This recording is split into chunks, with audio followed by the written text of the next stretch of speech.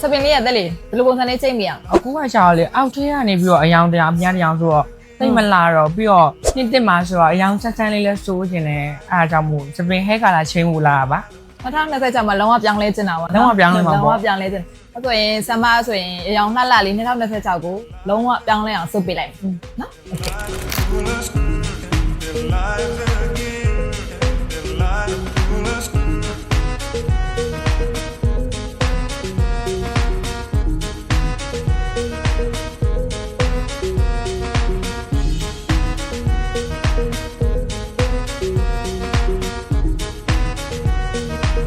ကဲတက်လေးစိတ်တိုင်းကြရလား အရင်စိတ်တိုင်းကြတာပေါ့2026မှာရီစားလိုချင်လို့ရှိရင်ဟောဘာပလက်ဆန်းကြောင့်မှာစပင်လာလို့နော်